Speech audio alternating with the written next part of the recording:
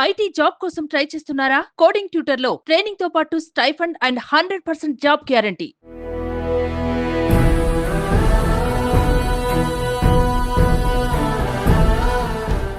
నమస్కారం. మనతో పాటు అజయ్ కలాం గారు ఉన్నారు. కొత్త గవర్నమెంట్ వచ్చి 100 రోజులు దాటింది. పాలన మనం ఏమన్నా మీరు గడ్జి చేయగలుగుతారు సార్? 100 రోజుల్లో ప్రత్యేకంగా ఏమీ జరగలేదు నా దృష్టిలో. సో ఆఫీసర్లు మారుతుంటారు, నాయకులు మారుతుంటారు. ఈ 10 ఏళ్ల ప్రయాణాలు ఉచితాలు పెరిగినట్టుగా అనుకోవాలి. అవునండి, డెఫినెట్గా అంతకుముందు లేనివి ఎన్నో చేస్తూ ఉన్నాం కదా. ఒక ఆయన 10 స్కీములు ఇస్తే ఆయన లేదు ఇంకా 2 స్కీములు నేను ఇస్తాను అదనంగా అనేటటువంటిది పెరిగిపోయింది. మొన్నటి ఫలితాలని ఇంత ఘోరంగా కేవలం 11 సీట్లు ఇంత ఘోరంగా ఓడిపోవడం అసలు మీరు ఊహించారా సార్? ఎలక్షన్ రిజల్ట్ బాగా లేదు, ఓడిపోయారు అని అంటే ఆ గవర్నమెంట్. సరే, ఈ శ్రీశైలం సంబంధించిన విషయాల్లో మీ పైన విమర్శలు వస్తున్నాయి, అనేక విమర్శిస్తున్నారు. దాన్ని ఎలా చూస్తున్నారు? అది ఏంటి, దాని వెనకాల వాడేది బిహైండ్? మరీ తెలియకుండా బరిదెగించిపోయి కామెంట్లు చేయడం మొదలు పెట్టేస్తున్నారు అన్నమాట. నమస్కారం. మనతో పాటు అజయ్ కలాం గారు ఉన్నారు. అజయ్ కలాం గారు సీనియర్ మోస్ట్ ఐఏఎస్ ఆఫీసరు, ఆంధ్రప్రదేశ్కు చీఫ్ సెక్రటరీగా చేశారు. ఆంధ్రప్రదేశ్ ముఖ్యమంత్రి, మాజీ ముఖ్యమంత్రి వైఎస్ జగన్మోహన్ రెడ్డికి చీఫ్ అడ్వైజర్గా వారు చేశారు. అనేక విభాగాల్లో సుదీర్ఘమైన అనుభవం వారిది. అటువంటి అజయ్ కలాం గారిని అడిగి పరిపాలన విశేషాలు, ఆంధ్రప్రదేశ్ సంబంధించిన విశేషాలు తెలుసుకునే ప్రయత్నం చేద్దాం. సార్ నమస్కారం. సార్ నమస్తే సార్. ఇప్పుడు కొంచెం స్వేచ్ఛా వాయువులు పీల్చుకుంటున్నట్టుంది ఇప్పుడు.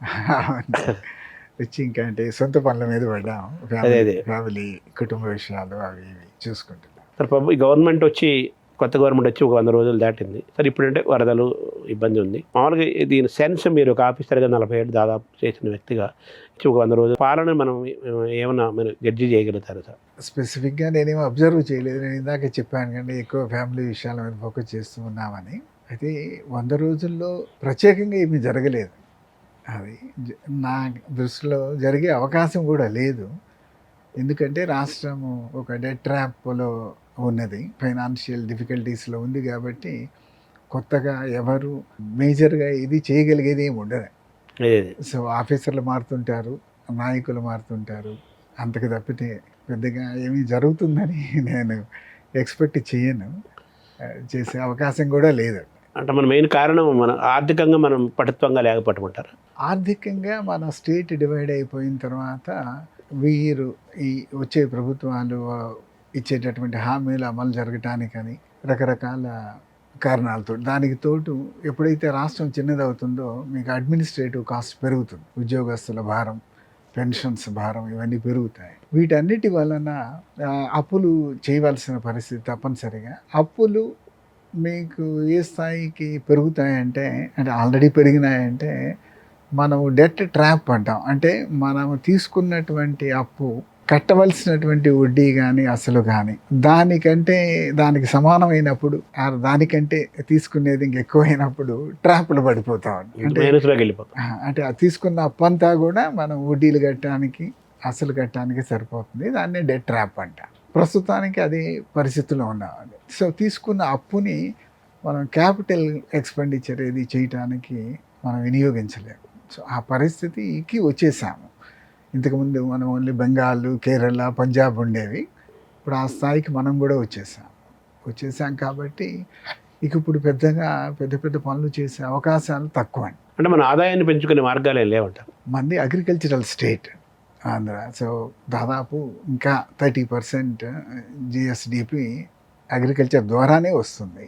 మనం బాగా పెంచుకోవాలి అని అంటే మనకు ఇది మ్యానుఫ్యాక్చరింగ్, సర్వీసెస్ సెక్టర్ కంట్రిబ్యూషన్ పెరగాలి. ఒక పక్క ఈ ట్రాప్లో ఉన్నాం కాబట్టి అక్కడ వాటి మీద దాని మ్యానుఫ్యాక్చరింగ్ అవి పెరగాలంటే మీరు ఇన్ఫ్రాస్ట్రక్చర్ పెంచుకోవాలి. ఇన్ఫ్రాస్ట్రక్చర్ మీద పెద్దగా ఇన్వెస్ట్మెంట్ చేయలేము.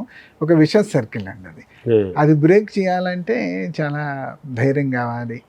మనం కొన్ని ఎక్స్పెండిచర్స్ మనం కంట్రోల్ చేయగలగాలి. చేసినప్పుడే ఎక్కువ ఇన్ఫ్రాస్ట్రక్చర్ మీద మనం ఇన్వెస్ట్ చేయగలిగితే దాని ద్వారా ఇంకా ఆబ్వియస్గా కొంత మ్యానుఫ్యాక్చరింగ్, సర్వీసెస్ కంట్రిబ్యూషన్ పెరిగితే కనుక ఆదాయం పెరుగుతుంది తప్పితే ఇంకెక్కడి నుంచి వస్తుందని మనకి. అంటే మనకి సంక్షేమ పథకాలకి వెచ్చించే అమౌంట్ అనేది అది గుదిబండ అయినట్టుగా చెప్పుకోవాలి కదా. అదే అండి. కాకపోతే సంక్షేమ పథకాలు ఏమిటి అనేది, మనకు డెవలప్మెంట్ ఏమిటి అనేది కొంచెం క్లారిటీ ఉండాలండి. నిర్వచనం. ఇప్పుడు సపోజ్ ఎడ్యుకేషన్ మీద పెట్టేది పూర్తిగా సంక్షేమం అని చెప్పలేము. ఇట్స్ ఏ సోషల్ డెవలప్మెంట్, అది ప్రభుత్వ బాధ్యత. హెల్త్ మీద ఖర్చు పెట్టేది ఆ విధంగా చెప్పలేము మనం. అన్నీ కూడా అంటే మనం ఊరిక ప్రభుత్వాల వెల్ఫేర్ మీద ఖర్చు పెడుతున్నాయా అని అనుకుంటామో, ఖర్చు పెట్టేవో అన్నీ కూడా సంక్షేమం కింద రావండి. బట్ ఏవైతే సంక్షేమాలు ఉంటాయో, మనం ఏదో కొన్ని ఫ్రీగా ఇచ్చేవి, ఏదో ఇన్సెంటివ్ లాగా ఉచితాలు అనుకుంటాను, అవి తప్పనిసరిగా కంట్రోల్ చేసుకోవాల్సిన అవసరం ఉందండి.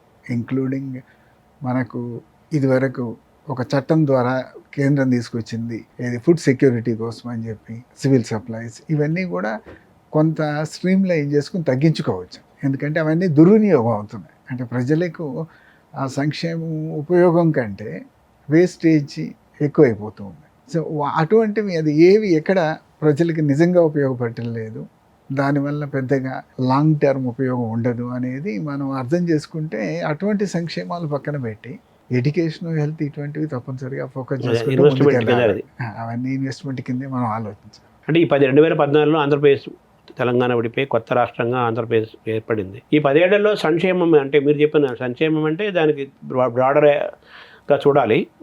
ఎడ్యుకేషన్ ఇన్వెస్ట్ చేయడం ఇన్వెస్ట్మెంట్ అవుతుంది, కానీ సంక్షేమమే కింద రాదు. ఈ ఉచితాలు అనేది ఇవ్వటం పెరుగుతూ వస్తుంది కదా. కరెక్ట్. మరి దీన్ని మనం ఓట్ బ్యాంక్ పాలిటిక్స్లో భాగంగా దీన్ని చూడాలా? దీని నుంచి మనం బయటకు వస్తే కానీ, ఆర్థిక పరిస్థితి బాగుంటే కానీ అభివృద్ధి జరుగుతుంది, ఇన్ఫ్రాస్ట్రక్చర్ పెట్టడానికి అవుతుంది కదా. ఈ 10 ఏళ్ల ప్రయాణాలు ఉచితాలు పెరిగినట్టుగా అనుకోవాలి. అవునండి, డెఫినెట్గా. అంతకుముందు లేనివి ఎన్నో చేస్తూ ఉన్నాం కదా. అని కాంపిటేటివ్ పాలిటిక్స్ అయిపోయిందండి. కాంపిటేటివ్ అంటే ఒక ఆయన 10 స్కీములు ఇస్తే ఆయన లేదు ఇంకా 2 స్కీములు నేను ఇస్తాను అదనంగా అనేటటువంటిది పెరిగిపోయింది. ఆ కాంపిటేటివ్ నుంచి పాలిటిక్స్ నుంచి రావాలి అని అంటే మళ్ళీ బహుశా మనకి కొత్త ఆలోచన, కొత్త బ్లడ్ వస్తే తప్పితే ఇది ఇట్లానే నడుస్తూ ఉంటుంది. అది ఇలా నడిస్తే కనుక మనకు ఫోకస్ ఇన్ఫ్రాస్ట్రక్చర్ మీద రాదు. ఇప్పుడు మనకు 10 సంవత్సరాలు డివైడ్ అయింది. 10 సంవత్సరాలు డివైడ్ అయిన తర్వాత మనము ఇన్ఫ్రాస్ట్రక్చరల్ పాయింట్ ఆఫ్ వ్యూలో ఇది జరిగింది, ఇది చేసామని చెప్పుకోవడానికి ఏమీ లేదండి పెద్దగా. కొంత ఇప్పుడు 2-3 పోర్టులు పనులు జరుగుతూ ఉన్నాయి, ఒక ఎయిర్పోర్ట్ పని జరుగుతూ ఉంది, ఇటువంటివి తప్పితే మేజర్గా మనకు జరుగుతుంది ఏమీ లేదండి. కొద్దిగా గొప్ప గవర్నమెంట్ ఆఫ్ ఇండియా ఇచ్చే నేషనల్ హైవేస్ అవి తప్పితే మనము చేయదగినంత ఇన్ఫ్రాస్ట్రక్చరల్ ఇన్వెస్ట్మెంట్ చేయలేదు. దాని ఇరిగేషన్ సైడ్ కూడా పోలవరం అది డివైడ్ కాకముందు స్టార్ట్ అయ్యింది. దాని మీద కూడా పెద్దగా ఏం పెట్టలేకపోయినాము రకరకాల కారణాలతో. సో ఒక విధంగా చూసుకుంటే లాస్ట్ 10 years కొంత dismal performance and overall development యాంగిల్లో. సరే, కొన్ని administrative side, health, education side కొన్ని రిఫార్మ్స్ చేయడానికి ప్రయత్నించారు కదా ప్రభుత్వం. దాని రిజల్ట్స్ రావడానికి టైం పడుతుంది. దెన్ అవి అసలు పూర్తి అవుతాయా లేదో తెలియదు కదా. మళ్ళీ గవర్నమెంట్ మారిపోయింది కాబట్టి అవి కంటిన్యూ చేస్తారా రిఫార్మ్స్ లేదా తెలియదు. అంటే పోలవరంకి మొన్న కేంద్ర ప్రభుత్వం నుంచి వాళ్ళు ఈ నిధులు మంజూరు చేయడానికి లేదా హామీగా వాళ్ళు ఒక హామీ ఇచ్చింది కదా. దీనివల్ల పోలవరం తొందరగా క్లియర్ అయ్యే అవకాశం ఉంటుందంటారు. అదే అంటే ముందుగా ఏదో టెక్నికల్ ప్రాబ్లం ఉంది కదండి. అంతకుముందు వీళ్ళు చేసినటువంటి డయాఫ్రమ్ వాళ్ళు ఏదో ముందు కొట్టుకుపోయింది అన్నారు సరిగా. దాన్ని మళ్ళీ ఏ విధంగా రెస్టోర్ చేయాలి, టెక్నికల్గా ఏ విధంగా రీకన్స్ట్రక్షనా మరి ఏం చేస్తారు నాకు అవగాహన లేదు. అది ఎట్లా చేయాలి అనేది డిసైడ్ చేసుకుంటే అక్కడి నుంచి ఇక ఆ పని మొదలుపెట్టి వారు ఇచ్చేటటువంటి ఫండ్స్ తోటి త్వరగా డ్యామ్ పూర్తి చేసుకోవటానికి ప్రయత్నం చేయొచ్చండి. దాంతోపాటు రీహాబిలిటేషన్ ఒక పెద్ద ఎక్స్పెండిచర్ అన్నమాట.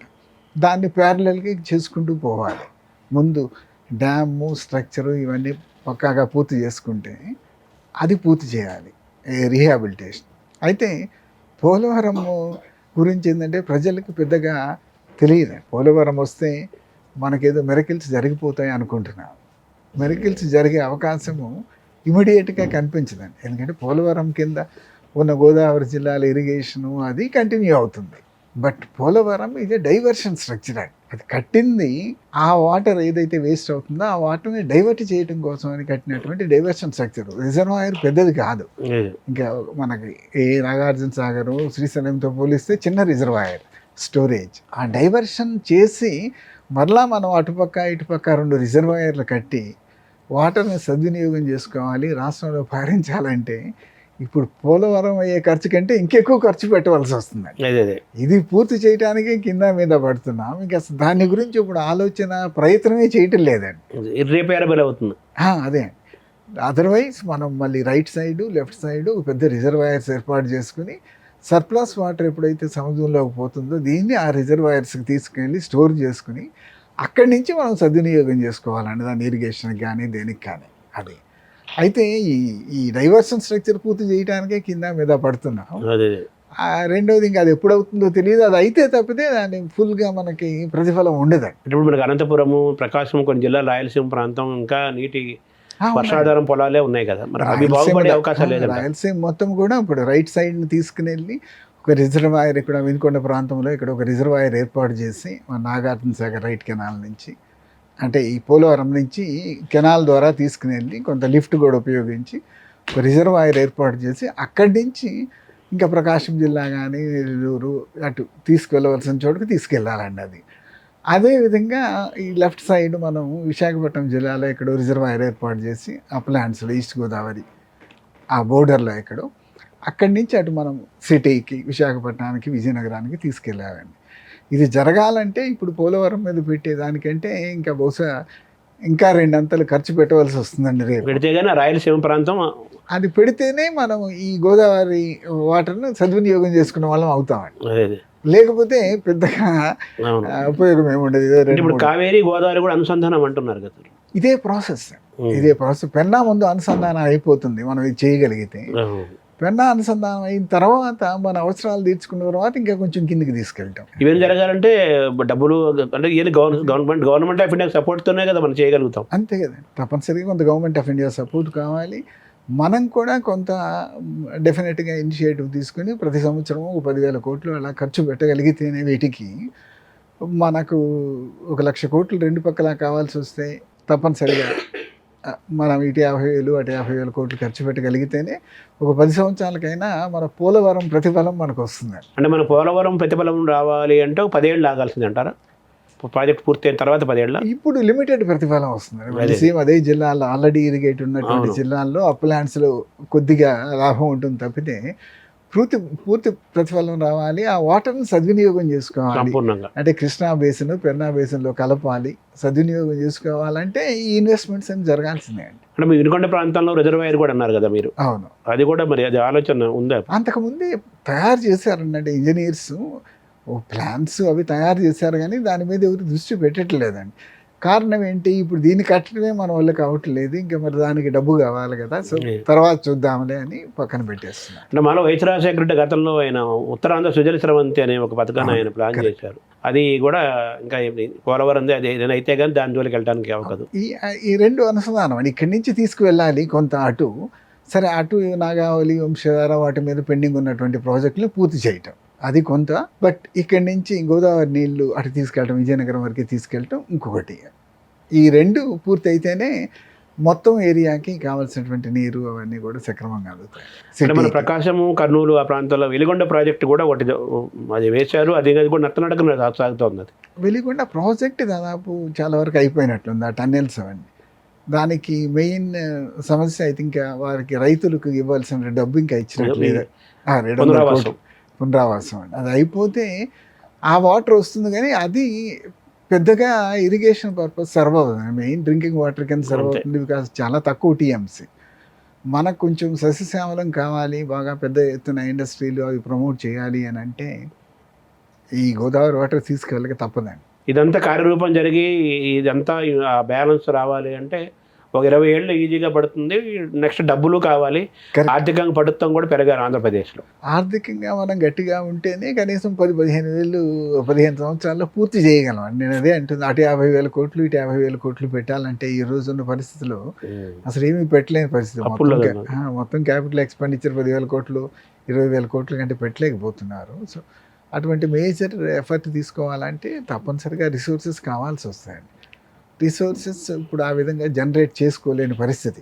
భవిష్యత్తులో కూడా మనం ఇంకా కొత్త మార్గాలను అన్వేషించి ఆదాయాన్ని పెంచుకుంటూ అభివృద్ధిని, ఆదాయాన్ని, ఖర్చుని, పరిపాలనని, ఉచితాలని వీటన్నింటినీ బ్యాలెన్స్ చేసుకుంటూ గవర్నమెంట్ ఆఫ్ ఇండియా నుంచి వచ్చే ఫండ్స్ని మన షేర్ని వీటిని కూడా జాగ్రత్త చేసుకుంటూ వెళ్ళాల్సిన అవసరం ఉంది. మన అడ్మినిస్ట్రేటివ్ కాస్ట్ కూడా డివైడ్ అయిన తర్వాత పెరిగిపోయింది అన్నారు. ఆబ్వియస్గా అడ్మినిస్ట్రేటివ్ కాస్ట్ మనం ఎక్కడో ఒక చోట లిమిట్ చేసుకోవాల్సిన పరిస్థితి ఉంది.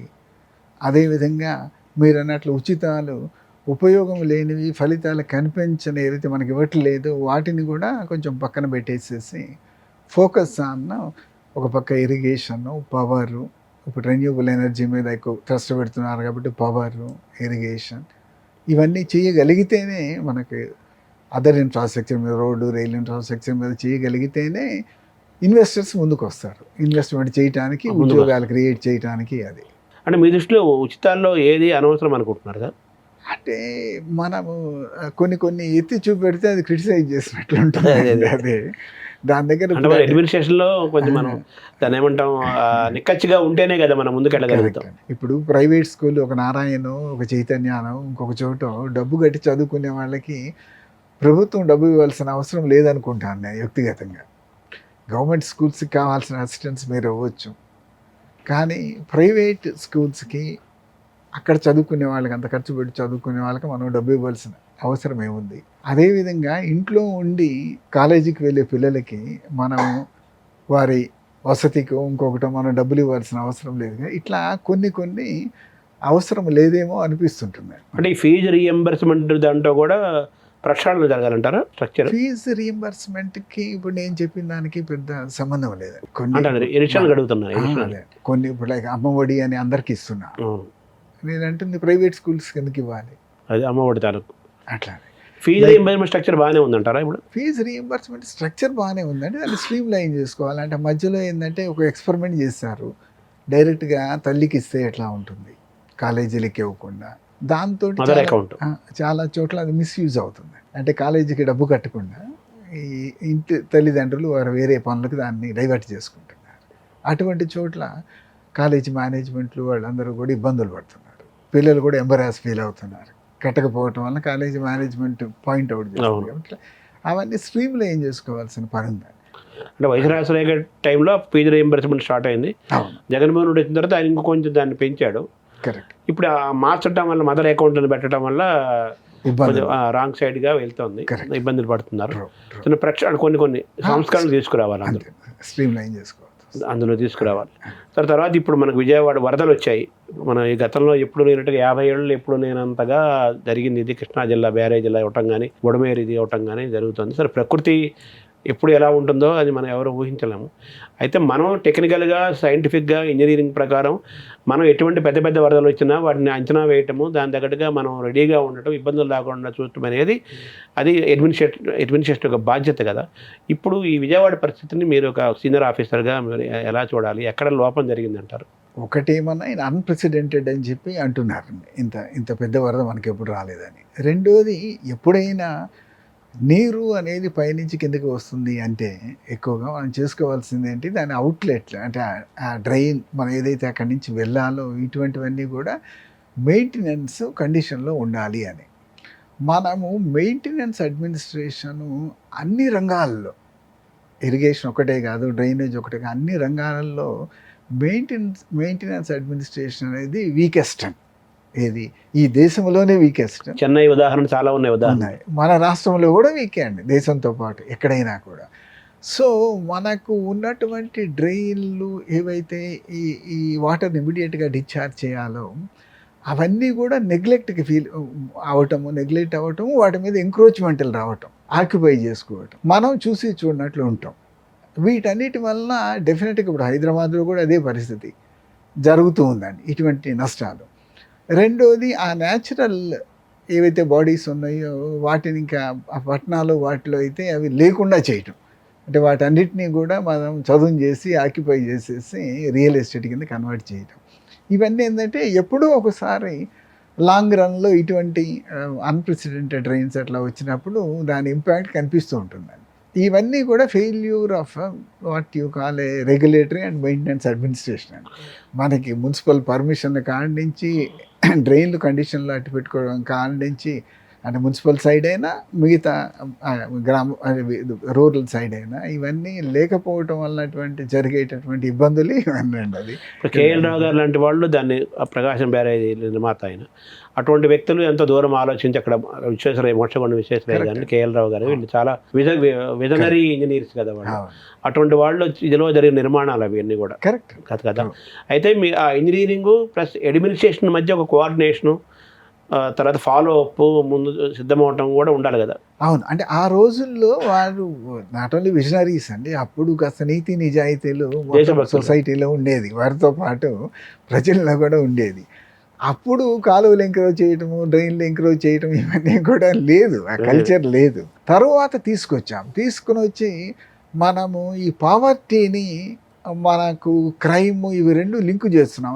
వాడు ఏదో పేదవాడు కదా అని చెప్పి ఒక తప్పుడు పని చేసినా కూడా మనం ఎంకరేజ్ చేయటము, వదిలేస్తూ పోతూ ఉన్నామండి.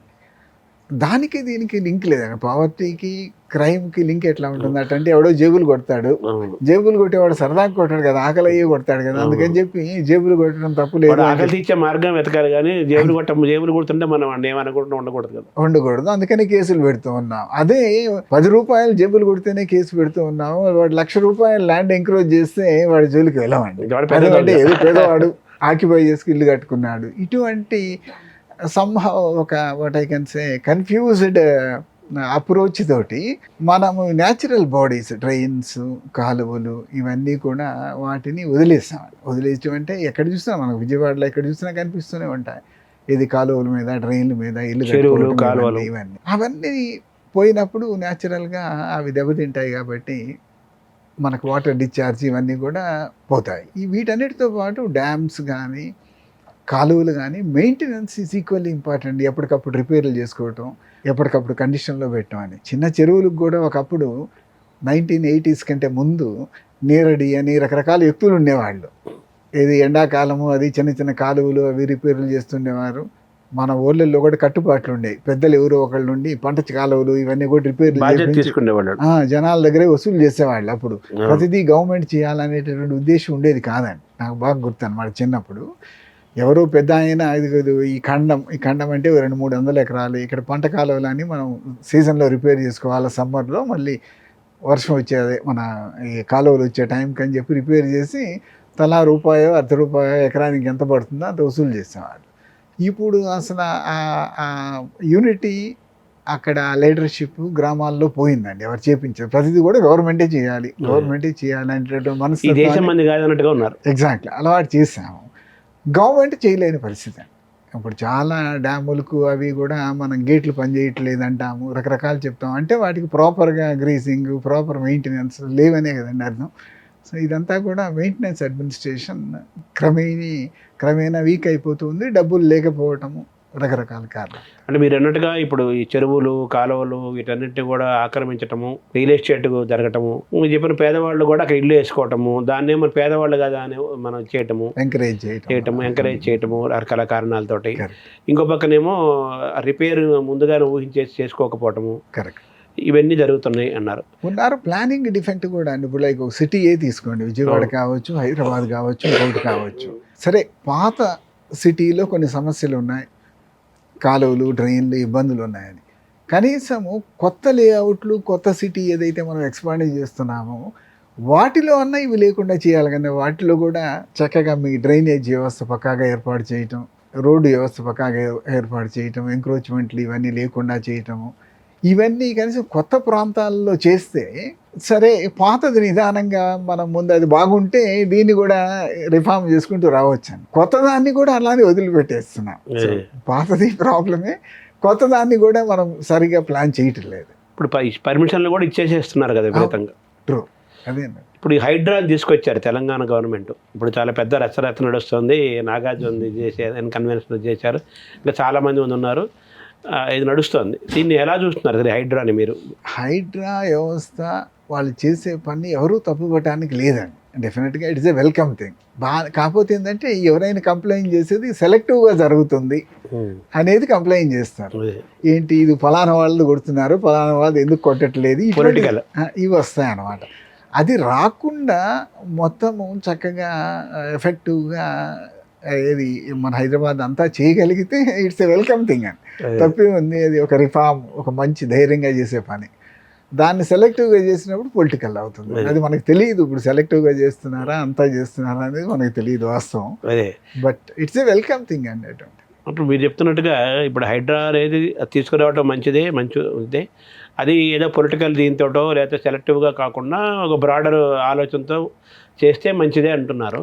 అయితే అలా చేస్తే హైదరాబాద్లో సగం బిల్డింగ్లు సగం ఎగిరిపోతాయి, గవర్నమెంట్ కూడా అందులో ఉంటాయని కూడా అంటున్నారు కదా. కరెక్ట్. ఒక అట్లీస్ట్ దాంట్లో ఒక పాలసీ పెట్టుకుని ఓకే ఎక్కువ మనకు నష్టం కలిగజేసేవి ముందు వాటిని క్లియర్ చేయటం అట్లా చేసుకుంటూ రావచ్చండి. తక్కువ నష్టం కలిగజేసేవి సరే చివరిలో చూద్దాంలే అని చెప్పి అలా చేసుకుంటూ రావచ్చండి. ప్రతిదానికి ఒక సొల్యూషన్ ఉండకుండా ఉండదు. బట్ మనకు పూర్తి అవగాహన లేదు అసలు వాళ్ళు ఏ ఉద్దేశంతో స్టార్ట్ చేస్తున్నారు, ఎక్కడ చేస్తున్నారు, ఏం ఫోకస్ చేస్తున్నారు ఇవన్నీ మనకు తెలియదు కదా. అంటే ఈ విధానం అనేది మంచిదే కానీ తప్పనిసరిగా. అంటే ఈ ఐడా తరహా అంశాలు ఇప్పుడు తెలంగాణ హైదరాబాద్కే ప్రస్తుతం పరిమితం చేశారు. తర్వాత మిగతా పట్టణాలు మిగతా వాటికి కూడా విస్తరించాలని చెప్పి ప్రజల నుంచి డిమాండ్ వస్తుంది. అలాగే ఆంధ్రప్రదేశ్లో కూడా ఇటువంటి వస్తే బాగుంటుందని కొంతమంది కోరుకుంటున్నారు మిగతా రాష్ట్రాలు. ఇప్పుడు మీరు ఏం సజెస్ట్ చేస్తారు సార్? అది చెయ్యక తప్పదండి. ఇట్స్ అన్నీ మనం ఫెయిల్యూర్ ఆఫ్ రెగ్యులర్ అడ్మినిస్ట్రేషన్. అంటే ఏ రెగ్యులేటరీ బాడీ ఏది ఉందో మున్సిపాలిటీనో ఇంకొకటో అది దాని పని అది చేయలేకపోతుంది రకరకాల కారణాలతో. అంటే ప్రతి చోట మనం పాలిటిక్స్ తీసుకొస్తున్నాం, పొలిటికల్ ఇంటర్ఫియరెన్స్ తీసుకొస్తున్నాం. అందువలన ఎవరో తప్పుగా కడుతున్నా కూడా చెప్పినా కూడా ఎవరు యాక్షన్ తీసుకోలేరు. ఇప్పుడు మా కాలనీలో ఎవరో ఈ రిపేర్ ఇవి పెట్టారండి, కార్లు రిపేర్ ఇదే పెట్టారు. రెసిడెన్షియల్ కాలనీలో పెట్టకూడదు కదా. కంప్లైంట్ చేసినా ఏమీ జరగలేదు. అంటే ఎవరో అక్కడ కౌన్సిలర్నో ఎమ్మెల్యేనో ఎవరో ఆయన జోలికి వెళ్ళకండి అని చెప్తూ ఉంటారు. ఇట్లాంటి రెగ్యులర్ అడ్మినిస్ట్రేషన్ ఫెయిల్ అయిపోతూ ఉందండి. నేను ఇంతకుముందు కూడా చెప్పాను, అప్పుడు డెమోక్రసీ అంటే ప్రజాస్వామ్యం అంటే వ్యవస్థలకి ఫ్రీడమ్ కావాలి. వ్యక్తులకి ఫ్రీడమ్ ఎంత ఇంపార్టెంట్, వ్యవస్థలకి ఫ్రీడమ్ అంతకంటే కరెక్ట్. వాటికి ఫ్రీడమ్ కావాలి. ఇప్పుడు మీరు ఏ అమెరికాలోనే వెళ్ళి ఎవరో మన డ్రైవింగ్ అఫెన్స్ ఏదో చేశారనుకోండి, చేస్తే వెంటనే అరెస్ట్ చేసి కేసు పెడతారు. వాళ్ళు ప్రైమ్ మినిస్టర్ కొడుక, ప్రధానమంత్రి కొడుక, ప్రెసిడెంట్ కొడుక చూడరు. అంటే అక్కడ ఆ వ్యవస్థ అంత ఇండిపెండెంట్గా ఉంది. ఇక్కడ మున్సిపాలిటీ కావచ్చు, గ్రామ పంచాయతీ కావచ్చు, ఇంకొక వ్యవస్థ కావచ్చు, ఏ వ్యవస్థ కూడా ఇండిపెండెంట్గా పనిచేయలేకపోతుందండి. అంటే వ్యవస్థల ఫ్రీడమ్ ఎక్కడో మనం తీసేసుకున్నాం. ఈ రాజకీయ ఇమ్మెచ్యూరిటీతోటో రకరకాల కారణాలతోటి. ఆ ఫ్రీడమ్ వచ్చినప్పుడు ఈ సమస్యలు రావాలి. అంటే వ్యక్తిగత వ్యవస్థ గొప్పది అంటున్నారు కానీ వ్యవస్థల్ని వ్యక్తులు డామినేట్ చేస్తున్నారు. దానివల్ల ఇన్ఫ్లుయెన్స్ జరుగుతుంది. ఇంకో పక్క ఈ అనుమతులు ఇచ్చిన వాడిని అడగాలి అనాలి, వాళ్ళంతా ఏం చేస్తున్నారు, ఎందుకు ఇచ్చారు అనుమతి అన్నారు. అనుమతులు కూడా అక్కడ ఒక పక్క ఇన్ఫ్లుయెన్స్, ఇంకో పక్క అవినీతి, రెండు రాజ్యం వెళ్తున్నాయి కదా. అంతే కదా. అవినీతి పెరగటానికి కారణం కూడా అదే విషయ సైకిల్, అన్ని ఇంటర్లింక్డ్ కదా సార్. ఇంకా 2019 నుంచి 2024 దాకా 5 ఏళ్ళు మీరు ఆంధ్రప్రదేశ్ ముఖ్యమంత్రి జగన్మోహన్ రెడ్డికి మీరు ప్రధాన సలహాదారుగా మీరున్నారు. మొన్నటి ఫలితాలని ఇంత ఘోరంగా, కేవలం 11 సీట్లు ఇంత ఘోరంగా ఓడిపోవడం అసలు మీరు ఊహించారా సార్? అంటే నేను మొన్న ఈ మధ్య కూడా ఎవరో అడిగితే చెప్పానండి. అది దాని మీద కొంతమంది అభ్యంతరాలు వ్యక్తం చేశారు.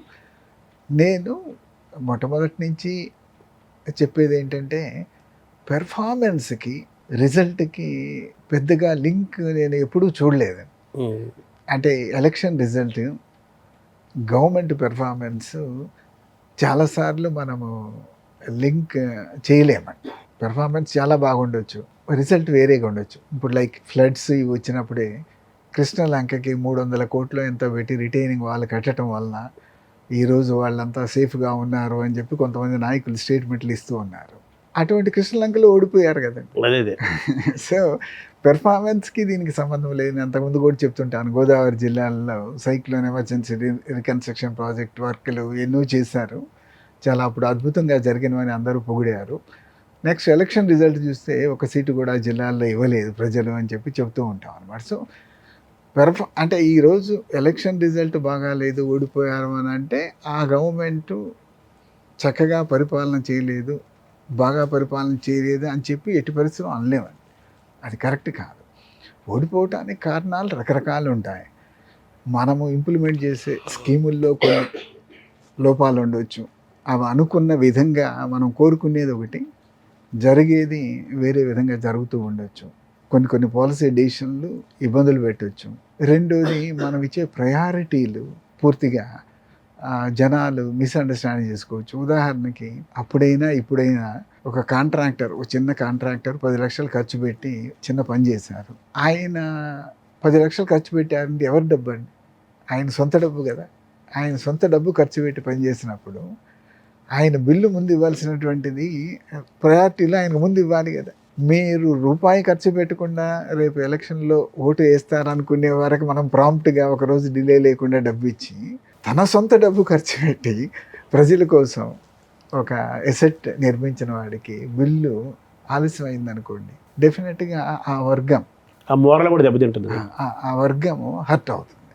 అట్లా సో అట్లా కొన్ని ఇంప్లిమెంటేషన్లో కొన్ని ప్రజల దీన్ని అంటే వాళ్ళ నాడి ఎక్స్పెక్టేషన్ని దెబ్బ కొట్టి ఉండొచ్చు, ఇంప్లిమెంటేషన్లో పాల్గొని ఉండొచ్చు. రెండవది అసలు ఈ పెర్ఫార్మెన్స్కి ఎలక్షన్కి సంబంధం లేదు, అంటే ప్రజల ఆలోచన వేరే విధంగా ఉంటుంది అని నాకు కృష్ణలంక చెప్పినట్లుగా. సో వాళ్ళకి అప్పుడు వాళ్ళకి ఏ ఎమోషన్తో వెళ్తారో, వాళ్ళు ఏ కారణాలతో వాళ్ళ ముందుకు వెళ్తారో మనకు తెలియదు, పూర్తిగా మనకు అవగాహన లేదు, రాజకీయాల్లో లేం కాబట్టి ఇటువంటివి రకరకాల కారణాలు ఉంటాయి. సో పూర్తిగా ఏది కూడా ఏ ఎలక్షన్ ఎవరైనా కూడా 100% నేను కళ్ళు మూసుకుని నేను గెలుస్తాను అని అనుకోవటము అది ల్యాక్ ఆఫ్ అండర్స్టాండింగ్ అనుకుంటా. ఎందుకంటే మనం పాత హిస్టరీ చూసినప్పుడు బాగా చేసిన చాలామంది ఓడిపోయారు, బాగా చేసిన చాలా ప్రభుత్వాలు పడిపోయినాయి. అంటే ఊహాతీతమైన ఫలితాలు రావటము, ప్రజల్లో గత ప్రభుత్వం పట్ల ఇంత వ్యతిరేకత రావటాన్ని చిహ్నంగా భావించాలా, వ్యతిరేకత వచ్చినట్టుగానే అనుకోవాలా, ఎలా చూడాలి సార్ దాన్ని? డెఫినెట్గా ప్రజల్లో కొంత వ్యతిరేకత లేకుండా అటువంటి రిజల్ట్ వస్తుందని అనుకోండి. అంటే రకరకాల కారణాలు, ఎక్కడో ఎలక్షన్ మేనేజ్మెంట్లో మిస్టేక్లు ఉన్నాయి అని చెప్పి వారు అంటారు. ఎలక్షన్ మేనేజ్మెంట్లో మిస్టేక్స్ ఉంటే ఉండొచ్చు, మనకు తెలియదు. మనకి అవి ఏంటంటే ఆధారాలు లేకుండా మనం చెప్పలేం కాబట్టి అది. రెండవది పార్టీలో కూడా కొన్ని లోపాలు ఉండొచ్చు. అంటే పార్టీ కూడా ఎఫెక్టివ్గా పనిచేయాలి కదా, ఎలక్షన్ మేనేజ్మెంట్ అదే కదా. దానిలో కూడా ఎక్కడో ఏవో వ్యవస్థాగత లోపాలు కానీ, లేకపోతే మనం పార్టీ గురించి మాట్లాడకూడదు, బట్ కార్యకర్తలు అటువంటి వాళ్ళ అసంతృప్తిగా ఉండుండొచ్చు, ప్రజల్లో ఉన్నట్టుగా పార్టీ కార్యకర్తలు అసంతృప్తి ఉండొచ్చు. అవన్నిటితో పాటు ఇక ప్రజల్లో ఎక్కడో రకరకాల ఫ్యాక్టర్స్ తోటి కొన్ని వర్గాలు, నేను పోయినసారి అన్నాను కానీ కొంచెం మందు కొట్టేవాళ్ళు వాళ్ళు ఒక ఇంప్రెషన్లో ఉంటారు, మైనింగ్ చేసేవాళ్ళు ఇంకొక ఇంప్రెషన్లో ఉంటారు. ఎందుకంటే మైనింగ్ వ్యక్తులు పోయిన ఎలక్షన్స్కి ముందే హైదరాబాద్లో ఒక మీటింగ్ పెట్టుకుని ఈసారి మనం ఎట్టి పరిస్థితుల్లో ఈ గవర్నమెంట్ని సపోర్ట్ చేయకూడదు అని చెప్పి తీర్మానం చేసుకున్నారు, ఆల్ మైనింగ్ అసోసియేషన్ అన్నమాట. అట్లా అంటే వాళ్ళకి ఏదో నష్టం జరిగింది, డిలే. ఇలా కొన్ని సెక్షన్స్ డెఫినెట్గా పనిచేస్తాయి. రెండోది, ఎవరు గెలిచినా ఓడిపోయినా ఓట్ల తేడా 20-25 లక్షల నుంచి 30-40 లక్షలు ఉంటుంది. అది అంటే ఆ 30-40 లక్షలు వ్యతిరేకత రావటం పెద్ద ఆశ్చర్యంగా చూడాల్సిన పర్లేదు. ఎవరో 4 సెక్షన్స్ వ్యతిరేకమైతే ఆటోమేటిక్గా 34 లక్షల వ్యతిరేకత వచ్చేస్తుంది. అంటే సీట్లు కూడా బాగా తగ్గిపోయాయి కదా, ఓట్ల శాతం. అదే దానికి నేను అంటుంది, పోయినసారి 150 సీట్లు వచ్చినా కూడా మనకి వచ్చినటువంటి మెజారిటీ 24 లక్షలు ఓట్లు. సో ఈసారి నాకు తెలియదు డేటా, ఇంకేదన్నా ఇంకొక 10 లక్షలు అదనంగా పోయి ఉండొచ్చు. పూర్తిగా అదేదో వన్ సైడెడ్ అంటే ఒకళ్ళకి 10%, ఇంకొకరికి 90% కాదు కదండి. ఇప్పుడు ఇక్కడ 40% వచ్చినాయి కదా. సో తేడా ప్రతి చోట సమ్ లిమిటెడ్ ఇది ఉండొచ్చు. ఎలక్షన్ మేనేజ్మెంట్ వలన కూడా కొంత, అంటే మద్యం పాలసీ అనేది దెబ్బ కొట్టిందని అని అనుకోవాలి కదా నువ్వు చెప్పిన దాన్ని బట్టి. అంటే మనం అనుకోవటం అండి, ఇప్పుడు ఇది ఎవరి ఆలోచన, ఎస్టిమేషన్ వాళ్ళది ఉంటుంది. నేను మొట్టమొదటి నుంచి చెప్పేదంటే రిటైల్ బిజినెస్, హోల్సేల్ బిజినెస్ అన్నీ గవర్నమెంట్ చేయకూడదు. చేసిన తమిళనాడు తరహా అదే అది చేయటము కరెక్ట్ కాదు అనేది నా పర్సనల్ వ్యక్తిగత అసెస్మెంట్. తమిళనాడు గవర్నమెంట్ చేసింది కదా యాక్చువల్గా. అవునండి, అందుకనే అక్కడ ఎక్స్ట్రీమ్ రిజల్ట్స్ వస్తూ ఉండే. ఎందుకంటే మీరు మొత్తం మీరే చేసినప్పుడు దాంట్లో ఏ అసంతృప్తి ఉన్నా, ఏ పొరపాటు ఉన్నా మీరే అల్టిమేట్గా విలన్ అలా కనిపిస్తారు జనాలకి, అంతే కదా. సో జగన్మోహన్ రెడ్డి కూడా ఆయన ముఖ్యమంత్రిగా ఉన్నప్పుడు ఇది నేనే తీసుకొచ్చానని ప్రకటించాడు కూడా. సో అది మనం మొత్తము మనమే ఓన్ చేసినప్పుడు, అంటే మోనోపోలీ లాగా ఏ దాంట్లో ఏ పొరపాటు జరిగినా, ఏది జరిగినా ఆటోమేటిక్గా మనమే బాధ్యత ఫలితాన్ని అనుభవించాల్సి వస్తుందండి. అది అలా కాకుండా రిటైల్ ప్రైవేట్ వాళ్ళ దగ్గర ఉందనుకోండి, ఏదో మనము లేదు వాళ్ళు తప్పులు చేస్తున్నారు మేము కంట్రోల్ చేస్తామని చెప్పి కనీసం బాధ్యత వేరే వాళ్ళ మీద నెట్టొచ్చండి. అది లేనప్పుడు మొత్తం మన మీద పడుతుంది. ల్యాండ్ యాక్ట్ ఇష్యూ కూడా అది కూడా చాలా బలంగా పనిచేసింది. జనం భయభ్రాంతులకు గురయ్యారు. ఈ భూమి నాది కాకుండా పోతుందేమో, అమెరికా నుంచి ఎక్కడి నుంచి అయినా కానీ మనం చేసుకోవచ్చు అనేది ఒక భయం కలిగింది అంటారు కదా. యాక్చువల్ అది మీ బ్రెయిన్ చైల్డ్ లాంటి ఇది కదా, చాలా దాని గురించి ఎక్కువ మీరు విశ్వాసం పెట్టుకున్నారు. అది ఒక గొప్ప రిఫార్మ్ అండి. అది ఇప్పటికి కూడా గవర్నమెంట్ ఆఫ్ ఇండియా అందరూ అదే చేయాలని కోరుతూ ఉంది. మనము ల్యాండ్ అడ్మినిస్ట్రేషన్ అనేది దెబ్బతీసామండి. ల్యాండ్ రికార్డ్ మెయింటెనెన్స్, ల్యాండ్ అడ్మినిస్ట్రేషన్ని ఓవర్ ద ఇయర్స్ 1983లో మొదలుపెట్టి వీకెండ్ చేస్తూ పోయామండి. ఎన్టీ రామారావు గారు ఆయనకున్న కారణాలతో అప్పుడు ఆ కర్ణం మున్సిఫ్ వ్యవస్థను రద్దు చేశారు. తర్వాత గ్రామంలో ఉండేటటువంటి వ్యవస్థ లేకుండా పోయింది. గ్రామంలో ఎవరు లేకపోతే కనీసం మీ సర్వే నెంబర్ ఐడెంటిఫికేషను, వెళ్ళి భూమిలో ఎవరే పంట వేసారో అది చూసేవాళ్ళు ఎవరు లేరు. అజమాయిష్ అంటాం. అజమాయిష్ చేసే వ్యక్తులే లేరు. అజమాయిష్ చేసే వ్యక్తులు లేనప్పుడు ల్యాండ్ రికార్డ్స్ అన్నీ కూడా తప్పులు తడకలు సూపర్ఫ్లూయస్ అయిపోతాయి. మీకు అక్కడ ఎవరు దున్నుతున్నారు, ఎవరు ఏ పంట వేసారో తెలియనప్పుడు అంతా కూడా ఇమాజినరీ అయిపోతాయి అనమాట. ఆ విధంగా రికార్డు వ్యవస్థ, మెయింటెనెన్స్ వ్యవస్థని వీక్ చేసాం. అజమాయిష్ లేదు, జమాబందీ లేదు, అసలు దాని గురించి పట్టించుకునే వాళ్ళు లేరు. మనం కర్ణం వ్యవస్థను తీసేసిన తర్వాత 10 సంవత్సరాలకు సబ్స్టిట్యూట్ వ్యవస్థనే పెట్టలేదు చాలా కాలం. తర్వాత రాజశేఖర రెడ్డి గారి టైంలో తీసుకొచ్చినా కూడా అది ఎఫెక్టివ్గా పనిచేయలేదు. మళ్ళీ వాళ్ళు కూడా గ్రామాల్లో ఎవరు లేరు. అటువంటిది గత ప్రభుత్వం, వైఎస్ఆర్సీపీ ప్రభుత్వంలో చేసిన ఒక మంచి పని ఏంటంటే గ్రామ స్థాయిలో వ్యవస్థను తీసుకొచ్చారు. సో మీకు ఒక విలేజ్ సర్వేయరు, ఒక విలేజ్ రెవెన్యూ ఆఫీసరు, ఒక విలేజ్ అగ్రికల్చరల్, ఇంతమంది ఉన్నారు. ఈజీ అంటే రీసెంట్ కాడి నుంచి కావాలంటే 2 రోజుల్లో విలేజ్ మొత్తం సర్వే చేసి ఎక్కడెవరు వేస్తున్నారు, ఏ భూములు ఎవరున్నారు తెలుసుకునేటటువంటి వ్యవస్థ. దాని ప్రకారం ల్యాండ్ రికార్డ్స్ అప్డేట్ కావాలి. ఈ అప్డేట్ కాకపోవటం వల్ల కొన్ని లక్షల సబ్ డివిజన్లు కూడా పెండింగ్ ఉన్నాయి రాష్ట్రంలో. అంటే లక్షలాది, కాస్త కాదండి. సో దాన్ని మనం ఒక రీసర్వే చేసి మళ్ళీ పూర్తిగా ఇప్పుడున్న టెక్నాలజీ ఉపయోగించి, టెక్నాలజీ మనకు అనుభవంలోకి వచ్చింది కాబట్టి సెటిలైట్స్, రోవర్స్, ఇటువంటివన్నీ డ్రోన్స్, వాటిని ఉపయోగించి మనం రీసర్వే చేసి మరలా ల్యాండ్ రికార్డ్స్ని అప్డేట్ చేయగలిగితే, అన్ని సబ్ డివిజన్లు పూర్తి చేయటం, ప్రతి భూమిలో ఎవరు ఉంటున్నారో ఏమిటో చేయగలిగితే మనకు ల్యాండ్ రికార్డ్ వ్యవస్థ, మెయింటెనెన్స్ వ్యవస్థ అప్డేట్ అవుతుంది. అప్డేట్ అయిన తర్వాత మనం కొత్త చట్టం తీసుకుని వచ్చి దాన్ని వాళ్ళకి పర్మనెంట్గా ఇబ్బందులు, లిటిగేషన్ ఫ్యూచర్లో లేకుండా ఉండేటటువంటి టైటిల్స్ మనం ఇచ్చే అవకాశం ఉంది. పర్మనెంట్ టైటిల్స్ అనేది మనం ఇచ్చేటటువంటి అవకాశం ఉంటుంది అని చెప్పి ఆలోచించి ఆ విధంగా మొదలుపెట్టి చేయటం జరిగిందండి. 6,000 గ్రామాలు ఏమి చేశారు, మంచి పని చేశారు. అందుట్లో అనుభవం లేదు. ఎక్కడన్నా పొరపాట్లు జరిగితే తప్పనిసరి కరెక్షన్ చేసుకోవచ్చండి. ఎవరన్నా ఫలానా గ్రామంలో ఇక్కడ పొరపాటు జరిగిందంటే. ఎందుకంటే ఇన్ని వేల మంది ఉద్యోగస్తులు ఉపయోగించినప్పుడు అందరూ ఒక రకంగా పనిచేయరు కాబట్టి ఎక్కడైనా పొరపాట్లు జరగవచ్చు. దాన్ని వీళ్ళు మన ఈ పాస్ పుస్తకాలు, కొత్త పాస్ పుస్తకాలు సర్వే చేసి ఇచ్చే వాటి మీద మన ముఖ్యమంత్రి గారి ఫోటో వేసి రాళ్ల మీద వీళ్ళ పేర్లు ఇవి రాశారు.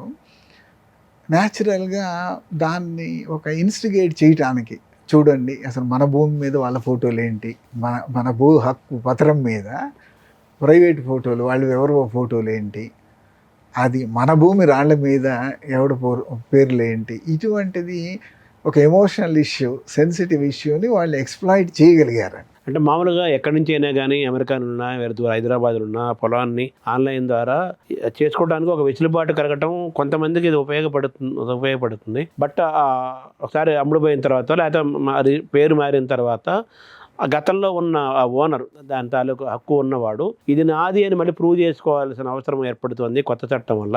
ఇది ప్రూవ్ చేసుకోవడం ఎప్పుడవుతుంది, ఇదంతా జరుగుతుందా అని కూడా ఒక అనుమానాలు లేదండి. ఇప్పుడు మనం 6,000 గ్రామాలు చేస్తే ఎక్కడొచ్చినాయండి కంప్లైంట్స్?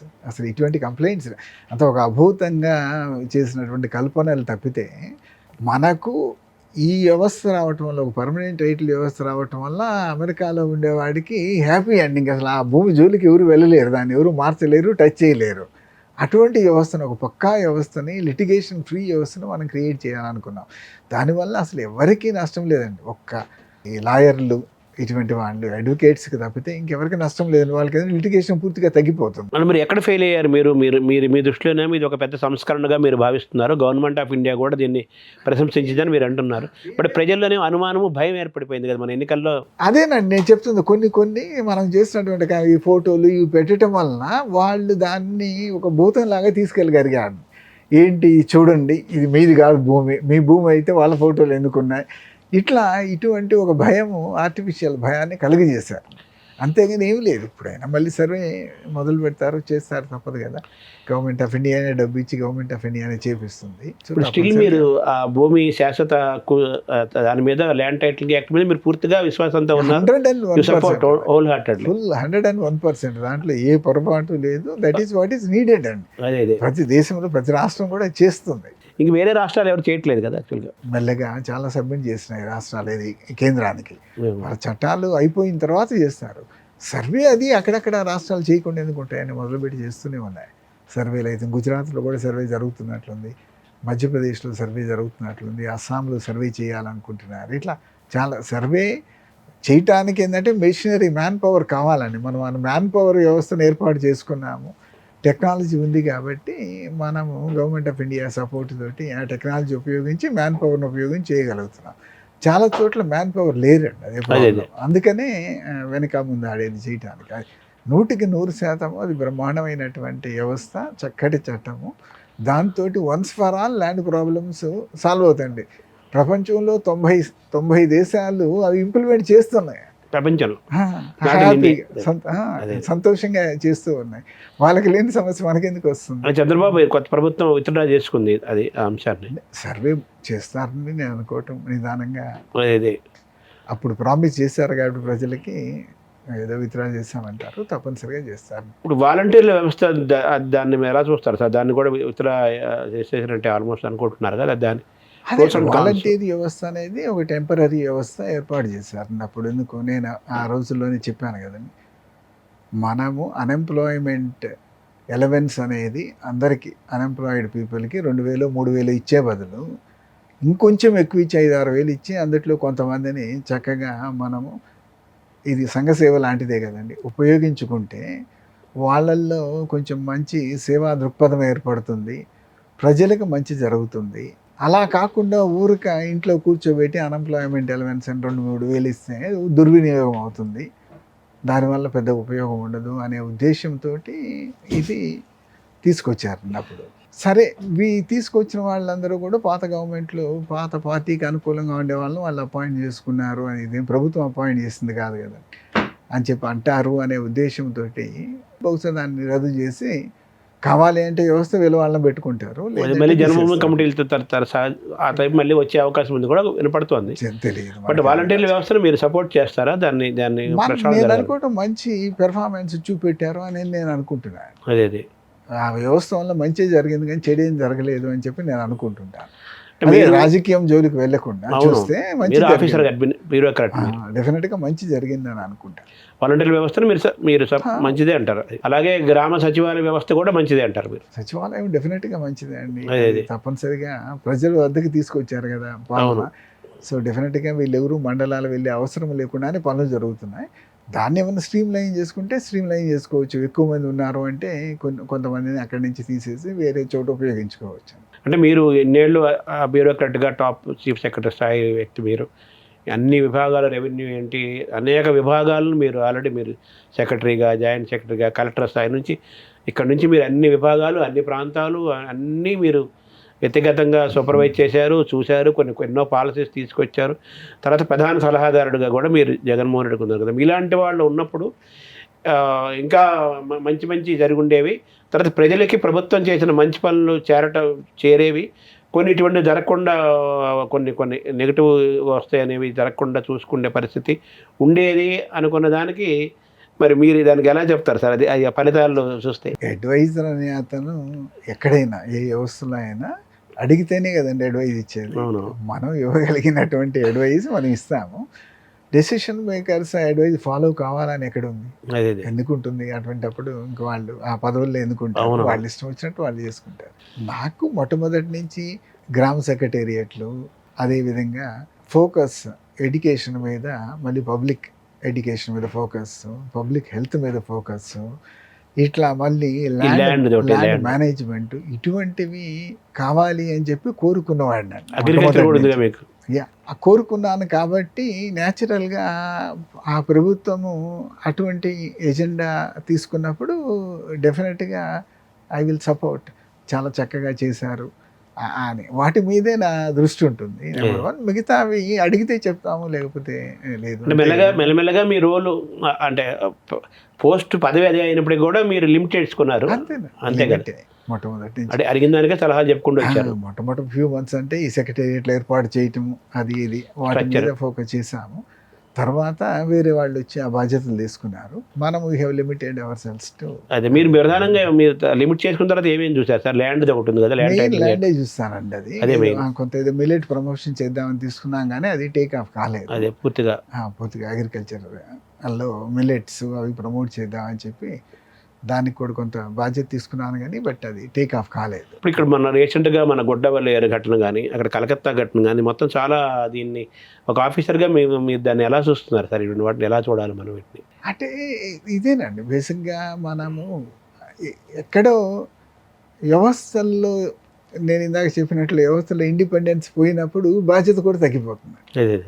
సో బాధ్యత తగ్గిపోయినప్పుడు సొసైటీలో ఇటువంటి పెర్వర్షన్స్ వచ్చేస్తాయి. ప్రాంప్ట్ యాక్షన్ తీసుకోలేరు. ప్రతి చోట ప్రతిదానికి పొలిటికల్ ఇంటర్ఫియరెన్స్, లైక్ కలకటాలో చూస్తాం కదండి ఈ మధ్య. అదే అంటున్నాను. డెఫినెట్గా ఎప్పుడైతే వ్యవస్థలు ఇన్సులేట్ అవుతాయో పొలిటికల్ ప్రెషర్ నుంచి, ఇండిపెండెన్స్ వాటిని మెయింటైన్ చేసుకుంటారో ఈ పరిస్థితి రాదు అని చెప్పి నేను అనుకుంటాను. ఇవన్నీ కూడా అల్టిమేట్గా at the end of the day వ్యవస్థలు డైల్యూట్, వ్యవస్థలు వీక్ అవ్వటమే కనిపిస్తుందండి వీటన్నిటి కారణాలకి. అంటే మీరు రెండోది యూత్లో కూడా అంటే ఇటువంటి పరిస్థితులు ఉన్నాయి, యూత్ ఇట్లా చేస్తున్నారు అని అంటే ఎక్కడో నైతికంగా కూడా మన మోరల్ ఫౌండేషన్ ఎడ్యుకేషన్లో పోయింది అనేది కూడా కనిపిస్తూ ఉంటుంది. ఒకప్పుడు మనకి చిన్నప్పుడు వేమన శతకాలు, సుమతి శతకాలు వీటితోటి ఫౌండేషన్ స్టార్ట్ అయ్యేది. పంచతంత్రాలు అవన్నీ పోయినట్లు కనిపిస్తున్నాయి. సో రెండోది టెక్నాలజీ మీద నియంత్రణ మనం చేయలేకపోతున్నాం, అయిపోయింది. సో ఇవన్నీ వ్యవస్థల ఇండిపెండెన్స్ పోయింది, దాన్ని రెగ్యులేషన్ చేసేవాళ్ళు లేకుండా పోయారు. Then technological problems, moral foundations పోవటం అన్నీ కూడా కలగలిపి ఇటువంటి ఈ గుడ్లవేలేరు ఘటన కూడా అటువంటి సంస్కృతి నేపథ్యం అనాలా? మనం దాన్ని ఎలా చూడాలి సార్? పూర్తిగా ఏం జరిగిందో నాకు అవగాహన లేదండి, పెద్దగా మీడియా చూడండి. కాబట్టి డెఫినెట్గా పెర్వర్షన్, ఓవరాల్ మేనేజ్మెంట్ ఎక్కడో అదే పోలీస్ మన లా అండ్ ఆర్డర్ మెయింటైన్ చేసేటటువంటి వ్యవస్థలో కలిగే లోపాలు, దెన్ ఈ ఎడ్యుకేషన్ వ్యవస్థలో ఈ ఫౌండేషన్ ఇదంతా పోయి జరిగేటటువంటి లోపాలు, ఇవన్నీ కారణాలు ఉంటాయండి. It's a mix. ఫలానా ఒక్క ఈ రీజన్ ఒక్కనే మనం తప్పుపట్టలేదు, అనేక కారణాలు ఉన్నాయి. ఇప్పుడు మామూలుగా ఆల్ ఇండియా లెవెల్లో భారతదేశం స్థాయిలో పోటీల పరీక్షల్లో పాల్గొని ది బెస్ట్ మెరిట్ ఉన్న వాళ్ళే ఆల్ ఇండియా సివిల్ సర్వీసెస్ సర్వెంట్స్గా వస్తారు. ఐఏఎస్ కావచ్చు, ఐపీఎస్, ఐఎఫ్ఎస్, ఐఆర్ఎస్ ఏదైనా కావచ్చు వస్తారు. అవి వచ్చినప్పుడు కూడా ఇంటర్వ్యూలో కూడా వాళ్ళు ఎందుకు ఈ సీట్ సెలెక్ట్ చేసుకున్నాం అన్నప్పుడు ఒక ఇన్స్పిరేషను, సమాజానికి ఏదైనా చేయాలని ఒక ఫీల్ ఫ్యాక్టర్ తోటి చాలామంది మీలాంటి ఆఫీసర్లు అందరూ అలా సెలెక్ట్ అయ్యి అలా వచ్చిన వాళ్ళు కదా. కలెక్టర్ అంటేనే చాలా గౌరవము, అసలు ఎంతో పెద్ద జనానికి తెలిసిన పేరు కలెక్టరే.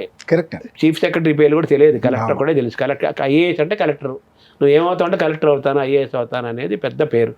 ఇప్పుడు ఈ వ్యవస్థల మధ్య all India civil service IAS కావచ్చు, ఐపీఎస్ కావచ్చు, ప్రధానంగా ఈ రెండు సర్వీసెస్ పట్ల బాగా చెడ్డ పేరు మూటగట్టుకోవటము, వాటి పట్ల జనాలకు విశ్వాసం పోవటం, నమ్మకం సన్నగించడం, అవినీతి పెరిగిపోయింది అనుకోవటం, అలాగే ఎవరు అధికారులు ఉంటే వాళ్ళు కలిసి చేసుకుంటున్నారు అనుకోవటం, కులాలు ఒకరు అధికారంలోకి రాగానే వాళ్ళ మనుషులందరూ ఉండటం, మొత్తం ఇంకో రాగానే వాళ్ళు వచ్చేయటం, వీళ్ళ పక్కకి వెళ్ళిపోవటం, కొంతమందికి పోస్టింగ్లు ఇవ్వకపోవడం, కొంతమంది ముఖ్యమైన పోస్టింగ్లు ఇవ్వటం, ఇలా జరుగుతోంది కదా సార్. దీన్ని చూస్తే మీకు ఏమనిపిస్తుంది?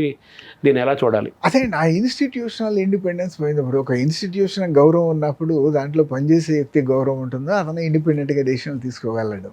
ఇప్పుడు మీరు అన్నట్లు రకరకాల కారణాలతోటి రాజకీయాలు వీటిలోకి చూపెట్టడం, కులాలు మతాలు రావటం, దాంతో ఆ కుర్చీలో ఎవరు కూర్చున్నా కూడా ఇండిపెండెన్స్ లేదండి. ఇండిపెండెన్స్ లేనప్పుడు న్యాచురల్గా తప్పులు జరుగుతాయండి, పొలిటికల్గా జరగాల్సింది జరుగుతాయి. జరిగినప్పుడు ఆబ్వియస్గా ఆ వ్యక్తికి గౌరవం పోతుంది, ఆ చైర్కి గౌరవం పోతుంది, అంతే కదండి. నేను అదే అంటుందండి. గ్రాడ్యువల్గా గత 40-50 సంవత్సరాల్లో మనం ఇన్స్టిట్యూషన్స్ని, వ్యవస్థల్ని వీకెండ్ చేసుకుంటూ డైల్యూట్ చేసుకుంటూ వచ్చాం. రైట్ ఫ్రమ్ అసెంబ్లీ కావచ్చు, లేకపోతే ఇంకొక అన్ని వ్యవస్థలు కూడా, క్యాబినెట్ కావచ్చు.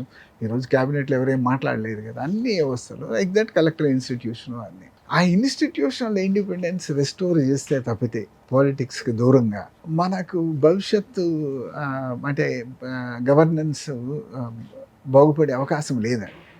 మనం ఎమ్మెల్యేలని వీళ్ళని కాన్స్టిట్యూషన్ ప్రకారం వీళ్ళకి ఏమీ రోల్ లేదు. వాళ్ళేంటి పబ్లిక్ రిప్రజెంటేటివ్స్. పబ్లిక్ కోరుకునేవి ప్రభుత్వం దృష్టికి తీసుకురావటం లేదా అసెంబ్లీలో రైట్ చేయటం, దానికి తగ్గటువంటి పాలసీలు తయారు చేయటం, పాలసీలు ఏదైతే పాస్ చేస్తారో అవి సక్రమంగా ఇంప్లిమెంట్ చేస్తున్నాయా లేదా చూసి వాళ్ళు మరలా అసెంబ్లీలోనో ఇంకొక చోట దాని మీద మాట్లాడటం రైస్. ఇప్పుడు అట్లా కాదు కదండి. వాళ్ళు మాకు ఎగ్జిక్యూటివ్ పవర్ కావాలా, మేము ట్రాన్స్ఫర్ చేయాలా, మేము పోస్టింగ్ ఇవ్వాలి అనేటటువంటి ఈ కల్చర్ని పట్టుకొచ్చి ఇంపోజ్ చేశారు. ఈరోజు ఇప్పుడు మినిస్టర్లు కూడా తక్కువ, సీఎంఏ సుప్రీం అవుతున్నాడు కదా. అదే అండి, ఇంకా అది ఫర్దర్. ఇప్పుడు ఎమ్మెల్యేలు తన కాన్స్టిట్యుయెన్సీలో తనే ముఖ్యమంత్రి లాగా బిహేవ్ చేస్తున్నారు. ట్రాన్స్ఫర్లు, పోస్టింగ్లు ప్రతిదీ కూడా వాళ్ళ ఇన్ఫ్లుయెన్స్ అండి. ఆ విధంగా దిగజారిపోయింది. అతను చేసినప్పుడు అతను చెప్పింది తప్పితే వాడు నిష్పక్షపాతంగా ఫెయిర్గా చేసే అవకాశం లేకుండా పోయింది అక్కడి నుంచి ఇంకా పైకి వచ్చే తల్లికి అన్నీ కూడా ఎవరున్నా కూడా వన్ మ్యాన్ షోలు అయిపోయినాయి. క్యాబినెట్ అనేది ఒక డమ్మీ అయిపోయింది. అసెంబ్లీలో అసలు ఇష్యూస్ రైట్ చేయటం లేదు. వాళ్ళకి తెలియకుండా డబ్బులు ఖర్చు పెడుతున్నా కూడా మీరు ఎవరు ఖర్చు పెడతారు, ఏ విధంగా ఖర్చు పెడతారు అని అడిగేవాళ్ళు లేరు. అలా అసెంబ్లీ అట్లా అయిపోయింది. బ్యూరోక్రసీ, చీఫ్ సెక్రటరీ వ్యవస్థ వీక్ అయిపోయింది. సీఎంఓ అని చెప్పి దాన్ని ఒక పవర్ఫుల్ వ్యవస్థ లాగా చేసుకున్నారు అంతా. చీఫ్ సెక్రటరీకి పోస్టింగ్ ట్రాన్స్ఫర్లు కూడా తెలియదు, ఆ విధంగా చేసేసుకున్నారు. ఇక పోలీస్ వ్యవస్థని అదే విధంగా కంట్రోల్ చేస్తూ పోతూ ఉన్నారు. సో కలెక్టర్లు అదే విధంగా వీక్ అయిపోయారు. సో మొత్తం వ్యవస్థలన్నీ కూడా ఒక విధంగా మనము కంప్లీట్గా డైల్యూట్ చేసి డిస్ట్రాయ్ చేస్తున్నామండి. దీనికి ఫలితము ఓకే ప్రజలే అనుభవిస్తారు, ముందు వెనక తప్పదనమాట. ఈ రిటైర్ అయిన తర్వాత ఐఏఎస్లు కానీ ఐపీఎస్ ఆఫీసర్స్ సర్వీస్లో ఉండే వ్యవస్థ రిటైర్ అయిన వాళ్ళు సలహాదారుల రూపంలోనో ఇంకా అనఫిషియల్గానో రకరకాల రూపంలో వాళ్ళు మళ్ళీ చక్రం దింపుతున్నారు. ఎవరు అధికారంలోకి వచ్చినా ఆ సంస్కృతి కూడా పెరుగుతోంది అంటున్నారు. కరెక్ట్ అండి. అది ఇప్పుడు అడ్వైజర్ ఇంకొక విధంగా చేరారు అంటే ఆ రోల్ స్పెసిఫిసిటీ ఉండాలి. దేనికి మీరు ఒక స్కీములకి అడ్వైజా, ఒక పాలసీకి అడ్వైజా అంతవరకే. కానీ రిటైర్ అయిన వాళ్ళు ట్రాన్స్ఫర్లు, పోస్టింగ్లు, అడ్మినిస్ట్రేషన్లు వీళ్ళు పెట్టకూడదండి. జరుగుతుంది అంటున్నాను, వింటున్నాం మనకు బలంగా. జరుగుతూ ఉంటుందండి. బేసిక్గా నేను కూడా ఓపెన్గా చెప్పేవాడిని, రిటైర్ అయిన తర్వాత ఇటువంటివి మేము చేయకూడదు అని చెప్తుండేవాడిని. అట్లా అవి దూరంగా వీలైనంత వరకు దూరంగా ఉండడానికి ప్రయత్నం చేస్తాను. ఇవన్నీ కూడా ఈ culture is a bad culture అండి. రిటైర్ కాకపోయినా అంటే బేసిక్గా వాళ్ళు కూడా పొలిటికల్గా ఆలోచనలు, పొలిటికల్ థింకింగ్ తప్పితే బ్యూరోక్రాటిక్ ఆలోచన, మనము ఫెయిర్గా నిష్పక్షపాతంగా మనం చేయగలిగింది చేయాలి అనేది పోయిందని. ఎవరైనా తీసుకున్నా రాజకీయ దీంతోనే తీసుకుంటూ ఉన్నారు, వాళ్ళు అట్లానే ప్రవర్తిస్తూ ఉన్నారు అన్నమాట. దాన్ని చేయాలి అంటే ఈ ప్రజల్లో ఏదో పెద్ద తిరుగుబాటు వస్తే తప్పితే వ్యవస్థలు మళ్ళీ స్ట్రెంగ్తన్ కావాలి. సార్ తర్వాత చివరికి వస్తే మీరు మామూలుగా సరే bureaucrat, officer, book knowledge, intellectual ఇలా ఉంచగా మీలో స్పిరిచువల్, ఆధ్యాత్మిక కోణం కూడా ఎక్కువ. మీరు బాగా పూజలు చేస్తారు, యజ్ఞం యాగాది హోమాలు చేస్తారు, పీఠాధిపతి దర్శనం చేసుకుంటారు, దేవాలయాలకు వెళ్తుంటారు. మీకు చాలా ఇష్టమైన అంశం అక్కడ ఎక్కువ రిలాక్స్ అవుతుంటారు. అంటే నాకు మీరు ఎన్నో ఏళ్ళ నుంచి పర్సనల్గా తెలుసు కాబట్టి అడుగుతున్నాను. అయితే ఇప్పుడు యూత్ చదువుకునే పిల్లలు కానీ, కాంపిటేటివ్ పరీక్షలకు వెళ్ళేవాళ్ళు కానీ, సివిల్స్లోకి రావాలనుకునేవాళ్ళు కానీ, అదే యూత్ ఓటర్లు కూడా, యూత్ ఓటింగ్ కూడా పెరుగుతుంది కదా. మనం భారతదేశం యంగ్ ఇండియా అంటున్నారు కదా. యూత్కి ఈ స్పిరిచువలిజం, ఆధ్యాత్మిక కోణం పెరగటం అవసరం అంటారా? దానివల్ల ఉపయోగం ఉందా? డెఫినెట్గా అండి. మీకు ఆధ్యాత్మికత, మోరల్ ఫౌండేషన్ సెపరేట్ చేయలేమండి. అది నైతికతలు ఇవి మనకి ఇందాక కూడా మీరు టాపిక్ తీసుకొచ్చారు, మిస్ అవుతున్నాం మనం అని. అది వ్యక్తిగత జీవితంలో నైతికతలు ఇవన్నీ, దెన్ మనకు స్పిరిచువల్ బ్యాక్గ్రౌండ్ రెండు లింక్డేనండి. మనకి అల్టిమేట్గా రిలీజియన్, స్పిరిచువాలిటీ చెప్పేది ఏముందండి, అది డిసిప్లైన్గా క్రమశిక్షణతో బ్రతకాలి, డిటాచ్మెంట్తో బ్రతకాలి. మనకున్నటువంటి ఈ టెంపరీ సౌఖ్యాలు, టెంపరీ మెటీరియల్ వీటికి ఇవి శాశ్వతం కాదు, దూరంగా ఉండాలి, మనం ఫెయిర్గా బ్రతకాలి అనండి. మోరల్ ఫౌండేషన్ అంటే దానిలో మనం ప్రొఫెషనల్ ఎథిక్స్, అలానే కుటుంబం సంబంధించినటువంటి ఎథిక్స్ ఇవన్నీ వస్తాయి కదండి. దాంట్లో ఇవి వచ్చేదే మన బ్రతుకు ఎట్లా, అది ప్రొఫెషనల్ కావచ్చు, లేకపోతే ఫ్యామిలీ లైఫ్ కావచ్చు, లేకపోతే సమాజంలో ఉండేవి కానీ మన ఆలోచన విధానం పైన ప్రభావం ఉంటుందండి. అవన్నీ లింకే అయ్యి ఉంటాయండి. అవి మనకు ఆ ఓపెనింగ్ ఉన్నప్పుడు ఏ యుక్తైనా తప్పులు చేయడానికి ఇష్టపడరు, ఆబ్వియస్గా ఫెయిర్గా ఉండటానికి ఇష్టపడతారు. ఎందుకు, ధర్మం అంటే అదే కదా, ఇంకొకరికి నష్టం కలిగించకూడదు, అధర్మం చేయకూడదు అనే కదా. సో ఇవన్నీ ఆటోమేటిక్గా మీ బ్రాటప్లో వచ్చేస్తాయి, మీ ఆలోచన విధానంలో వచ్చేస్తాయండి అవి. సో తప్పనిసరిగా మన ఎథిక్స్ అనేవి, మోరల్స్ అనేవి ఏవైతే మనము స్పిరిచువాలిటీ ఆ రిలీజియన్ నుంచి నేర్చుకుంటామో ఇవన్నీ కూడా ఇంకల్కేట్ చేయవలసినటువంటి అవసరం ఉందండి. ఏ రిలీజియన్ బ్యాక్గ్రౌండ్ ఉండొచ్చు, అన్ని రిలీజియన్స్ చెప్పేది అదే. బేసిక్ ఎథిక్స్, మోరల్స్ ఏవి కూడా డిఫర్ కావు. అవన్నీ కూడా పిల్లలకి అందించవలసిన అవసరం ఉందండి. మన ఎక్కడో ఎడ్యుకేషన్ వ్యవస్థలో అంతకుముందు ఉండేవి తీసేసాం మనం. ఇది కంపల్సరీగా పంచతంత్రాలు, వేమన శతకాలు, ఎగ్జాక్ట్లీ అవన్నీ దూరం చేశాము. అవి తప్పనిసరిగా తీసుకురావాల్సిన అవసరం ఉందండి. ఏ విధంగా తీసుకురావాలనేది ఆలోచించాలి, తప్పనిసరి తీసుకురావాల్సిన అవసరం ఉంది. అదేవిధంగా మనకు ఉన్నటువంటి ఇన్స్టిట్యూషన్స్ లైక్ ఇప్పుడు టీటీడీ లాంటివి కూడా నేను ఉన్నప్పుడు కూడా ప్రయత్నం చేస్తున్నాను. ప్రతి కాలేజెస్లో కూడా వీటి మీద, ఎథిక్స్ మీద, వీటి మీద మంచి వాళ్ళ చేత మనం లెక్చర్లు అది ఇప్పించడం ప్రతి సాటర్డేనో ధార్మిక ప్రచార పరిషత్. దాని ద్వారా మనం లోకల్గా రిటైర్డ్ ప్రొఫెసర్స్, రిటైర్డ్ ఎవరన్నా మనకి నాలెడ్జ్ ఉన్న వాళ్ళ చేత ఇప్పించటం, ఇవన్నీ కూడా చేసి వాళ్ళకి ఇంట్రెస్ట్ ఉన్న వాళ్ళు ఒక ఎలెక్టివ్ లాగా ప్రతి సాటర్డే ఏదో 1-2 గంటలు లెక్చర్ ఇస్తూ ఉంటే మంచి జరుగుతుంది. ఊరిక మనము గుళ్ళెమ్మటి తిరిగి పాటలు పాడుకుంటూ ఉంటే గుడికి ఆల్రెడీ వచ్చేవాడు కొద్దిగా అతనికి ఏదో కొద్దిగా గొప్ప స్పిరిచువాలిటీ ఉంటుంది. గుళ్ళకి వెళ్ళేవాడు ఏదో కోరికలు, అవసరాలతో దేవుడికి బుక్కులు బుక్కులు వచ్చేస్తున్నారు కానీ కరెక్ట్ మానసికంగా ఆధ్యాత్మిక భావన కలగలేదు. అదే రిచువల్స్ మీద ఎక్కువ భక్తులు పెరుగుతున్నారు, దర్శనాలు పెరుగుతున్నాయి, ఆదాయం పెరుగుతుంది కానీ భక్తి భావం ఇంటర్నల్ రావట్లేదు, సోల్లో నుంచి రావట్లేదు. కరెక్ట్. దానికి ఫౌండేషన్ ఎంగేజ్లోనే వేయాలని బహుశా మనం స్కూలు కాలేజీ లెవెల్లోనే ఎక్కువగా అవి చెప్పిస్తూ ఉంటే ఇటువంటి లెక్చర్లు ఇవి అటువంటి చిన్న చిన్న బుక్స్ కూడా ఎథిక్స్ మీద రాసి మనం అందిస్తూ ఉంటే గ్రాడ్యువల్గా అది బిల్డ్ అవుతూ ఉంటుందండి. ఎందుకంటే కొన్ని ఇప్పుడు అమెరికా లాంటి దేశాల్లో కూడా వాళ్ళనేది కొంత రివర్సల్ జరుగుతుంది. అని ఒకప్పుడు ఉండే విచ్చలవిడితనం పోయి మళ్ళీ కొంచెం ఫ్యామిలీ ఓరియంటేషను, ఇటువంటి స్పిరిచువాలిటీ పెరుగుతుందండి. ఇన్ఫ్యాక్ట్ చాలామంది ఇప్పుడు హిందూయిజం వైపు కూడా చూస్తున్నారు అమెరికాలో. ఇవి పెరుగుతాయండి, ప్రయత్నం తప్పనిసరిగా చేసి. ఆధ్యాత్మిక సాధన వల్ల దేశం బాగుపడుతుంది, కొత్త తరాలు బాగా తయారవుతాయి. ఇప్పుడు ఎన్నికల్లో ఎవరిని పెడితే వాళ్ళని ఎంపిక చేసుకోవటం కానీ, అధికారుల్లో కూడా అవినీతి పెరగటం కానీ, నీతి తగ్గిపోవటం కానీ, టోటల్ సమాజం యొక్క స్వరూపం మారాలి. కొత్త తరాలు, రాబోయే తరాలు బాగుండాలి. రాబోయే కాలంలో దేశము, రాష్ట్రాలు, ప్రజలు, సమాజం బాగుండాలంటే ఆధ్యాత్మికత చిన్నప్పటి నుంచే రావాలి అంటారు. వ్యక్తిగతంగా డెఫినెట్గా మీ వ్యక్తిత్వంలో మార్పు వస్తుంది, మీ ఆలోచన ధోరణిలో మార్పు వస్తుంది. వచ్చినప్పుడు అది మీకు వ్యక్తిగతంగా ఉపయోగపడుతుంది, మీ కుటుంబానికి ఉపయోగపడుతుంది, సమాజానికి ఉపయోగపడుతుంది. తర్వాత సార్ మీరు మీరు 83లో కదా సార్ మీరు? అవును, దాదాపు 40 ఏళ్ళు దాటిపోయింది. మీరు చేరినప్పుడు ఎన్టీఆర్ ముఖ్యమంత్రి సార్ అప్పుడు? ఫస్ట్ ముఖ్యమంత్రి ఎన్టీఆర్. అదే మీరు సర్వీస్లో రావడం, ఎన్టీఆర్ ముఖ్యమంత్రి అవడం ఆల్మోస్ట్ ఒకేసారి జరిగింది. తర్వాత అనేక మంది ముఖ్యమంత్రులు మీరు చూశారు. మీకు బాగా ఎంతమంది ముఖ్యమంత్రులు మీకు బాగా నచ్చిన అంటే మీకు ఒక స్వేచ్ఛపరంగా ఎవరని చెప్పాలి సార్? ఒక్కొక్కరు ఒక్కొక్క రకం అండి. అప్పుడు బిగినింగ్లో కాంగ్రెస్ టైంలో కొద్దిగా ఫ్రీడమ్ ఎక్కువ ఉండేది.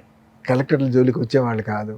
ఇప్పుడు లైక్ నేను వెస్ట్ గోదావరిలో చేసినప్పుడు ఇప్పుడు లైక్ నేను ఒక కోకోనట్ ప్లాంటేషన్ డ్రైవ్ అని తీసుకున్నాను. అది గవర్నమెంట్ ఇచ్చింది కాదు, గవర్నమెంట్ చెప్పింది కాదు, నా అంతటి నేను అక్షర దీక్ష అని చెప్పి సెంట్రల్ గవర్నమెంట్ ప్రోగ్రామ్ బాగా విస్తృతంగా తీసుకున్నాం. అప్పుడు అది కూడా స్టేట్ గవర్నమెంట్ పెద్దగా పుష్ చేసింది కాదు.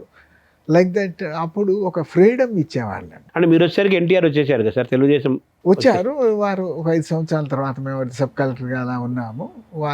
వారు కూడా బాగా అంటే హానెస్టీని ఎంకరేజ్ చేసేవాళ్ళని. ఎన్టీఆర్ గారు కూడా అడ్మినిస్ట్రేషన్లో కొద్దిగా మొరాలిటీ, హానెస్టీ ఇవి ఎంకరేజ్ చేసి, అంటే ఆధ్యాత్మిక భావాలు ఆయనకి ఎక్కువ కదా ఉండే. అందుకని కొంచెం ఎవరైతే నీతి గల ఆఫీసర్లు గట్టిగా ఉంటారు అనుకున్న వాళ్ళందరినీ ఎంకరేజ్ చేస్తుండేవారు.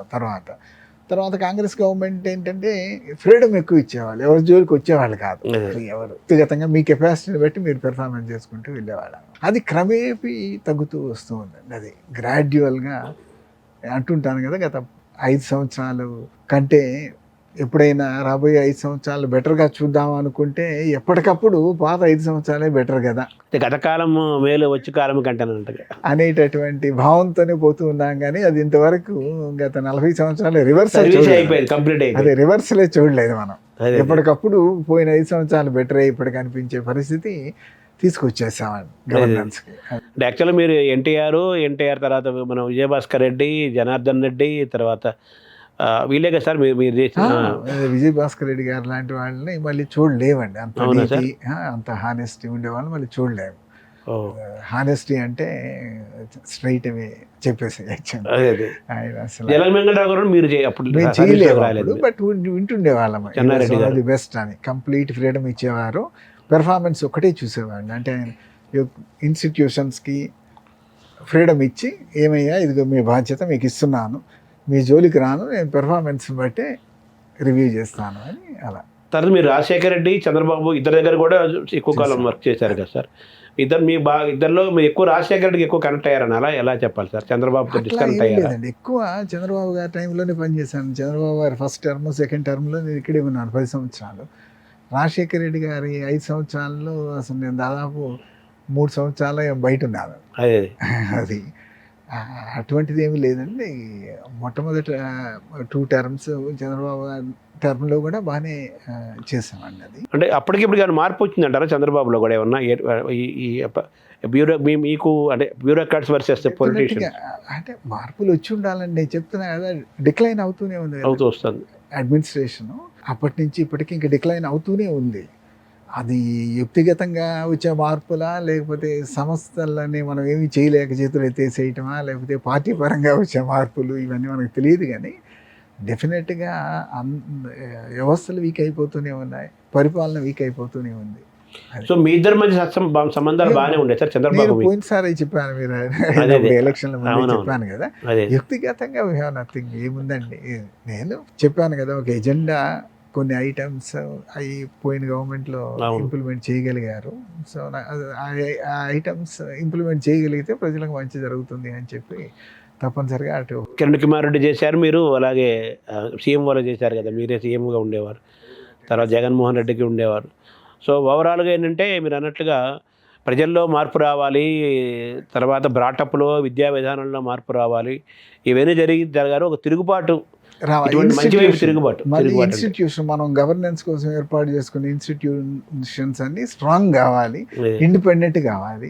అప్పుడే గవర్నెన్స్ ప్రజలు కోరుకునే విధంగా డెలివరీ జరుగుతుందనేది నమ్ముతా. ఇప్పుడు వెస్ట్లో ఆ మాత్రం అడ్మినిస్ట్రేషన్ ఉందంటే అదే కారణం అంటే. ఎందుకంటే అక్కడ మోరల్ వాల్యూస్ ఉన్నాయంటారు సార్? అక్కడ మోరల్స్ కాదండి, ఇన్స్టిట్యూషనల్ ఇండిపెండెన్స్ ఎవరు దాన్ని ఇంకా పడగొట్టలేదు. అంటే ఈ మోరల్సే కదా అవి దెబ్బతీస్తున్నాయి.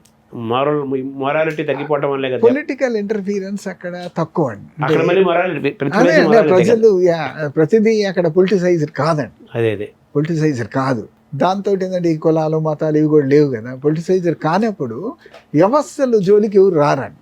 వ్యవస్థలు ఫెయిర్గా అవి చేయాల్సిన పని అవి చేసుకుంటూ పోతాయి. ఎవరున్నా ఏబిసిడి ఎవరున్నా ఒకటే వాళ్ళ వ్యవస్థలే అక్కడ, వ్యక్తులు కాదు. అంతేనండి. సరే, ఈ శ్రీశైలం సంబంధించిన విషయాల్లో మీ పైన విమర్శలు వస్తున్నాయి, అనేక విమర్శిస్తున్నారు. దాన్ని ఎలా చూస్తున్నారు? అది ఏంటి, దాని వెనకాల వాడిది బిహైండ్? అది దురదృష్టం అండి అసలు. అంటే ఒక పెర్వర్టెడ్గా చేసేటటువంటి ఎలిగేషన్స్ తప్పితే ఏమీ లేవండి.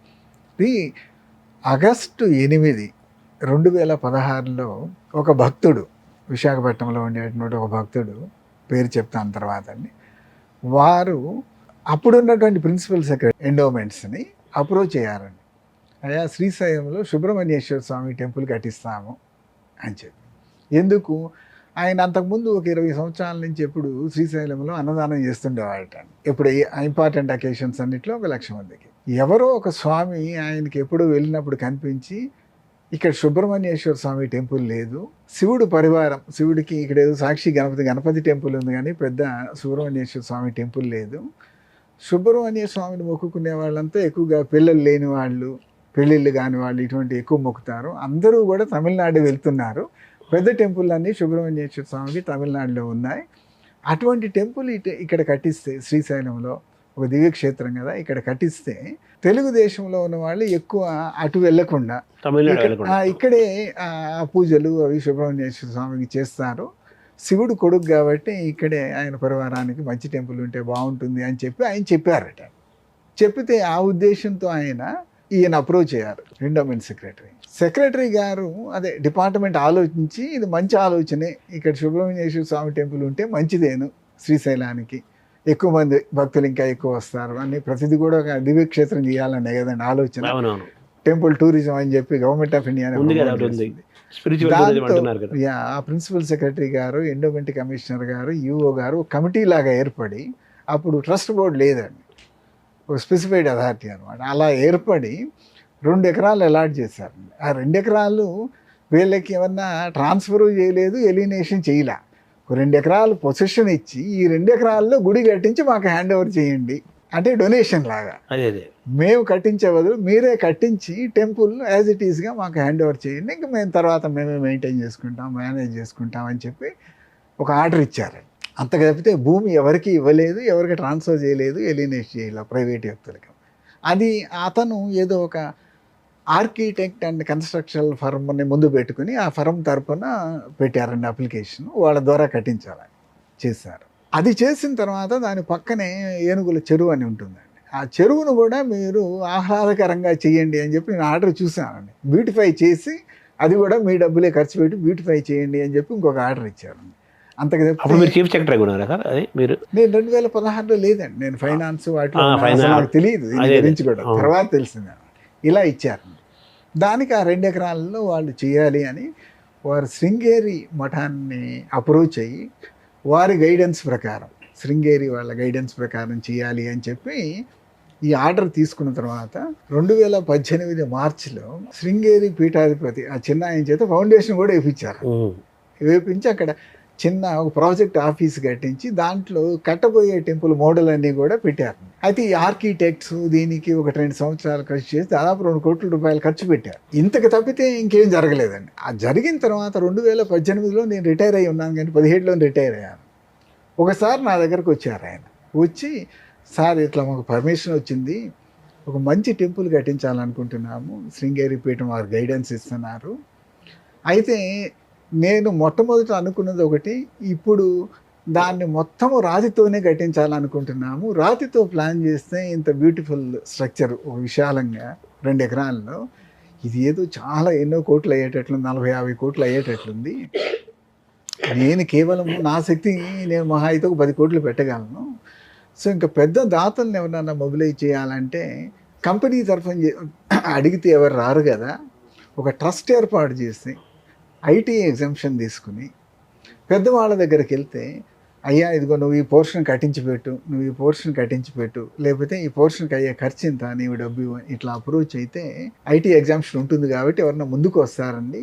సరే మీకు కూడా గుడి అంటే ఇంట్రెస్ట్ కాబట్టి మీరు కూడా దాంట్లో ఒక ట్రస్టీగా ఉంటే బాగుంటుంది అని చెప్పి అప్పుడు నన్నను తమిళనాడు చీఫ్ సెక్రటరీ రామ్మోహన్ రావు గారిని ట్రస్టీలుగా తీసుకున్నాను. అవును, అందుట్లో తమిళనాడులో ఎక్కువ సుబ్రహ్మణ్యేశ్వర స్వామి టెంపుల్స్ ఉన్నాయి కాబట్టి అక్కడ ఎవరైనా దాతలు కూడా ముందుకు వస్తారేమో అని అలా ఆ ఉద్దేశంతో ఆయన్ని నన్ను ట్రస్ట్లో చేర్చారు.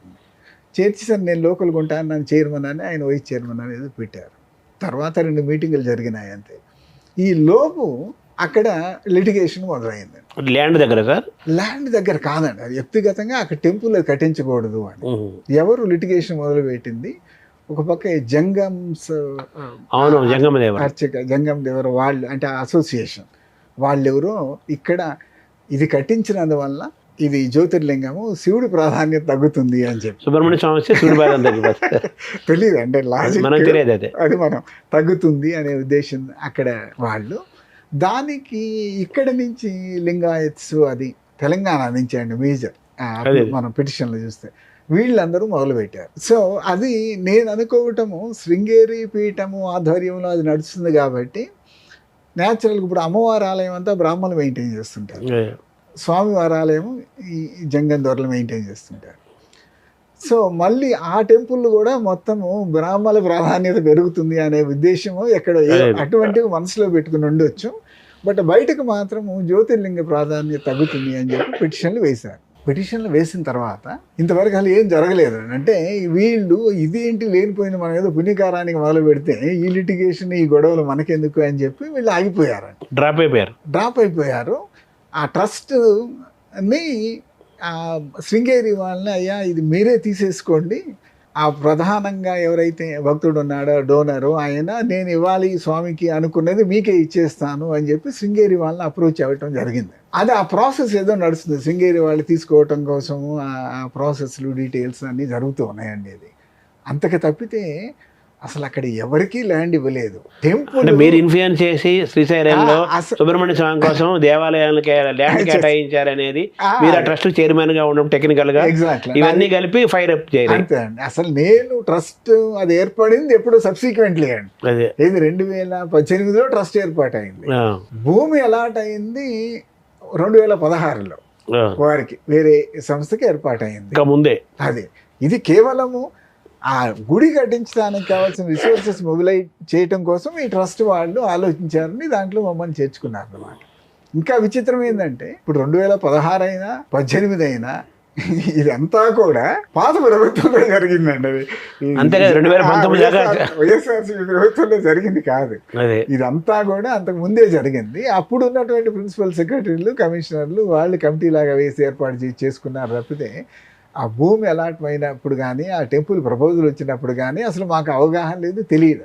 మరీ తెలియకుండా బరిదెగించిపోయి కామెంట్లు చేయడం మొదలుపెట్టేస్తున్నారు అన్నమాట. ప్రతి దానికి రాజకీయం చేస్తున్నారు తప్పితే అసలు ఎవరికి అక్కడ భూమి ఇవ్వలేదండి. బిల్డ్ అండ్ ట్రాన్స్ఫర్ కట్టించి ఇవ్వు గుడికి అని చెప్పి వాళ్ళు చేసిన పని. అప్పుడు కూడా వాళ్ళు కూడా మంచి కోసమే చేశారండి. అక్కడ ఆలయం వస్తే మంచిది అనే ఉద్దేశంతో చేశారు తప్పితే ఇంకొక ఉద్దేశం ల్యాండ్ కేటాయించి ఉంది ఆల్రెడీ. హ్యాండ్ ఓవర్ చేశారు. ఏది కట్టమని ట్రాన్స్ఫర్ చేయటము ఎలినేషన్ వీళ్ళకి ఇవ్వాలా, సంస్థకి ఇవ్వాలా.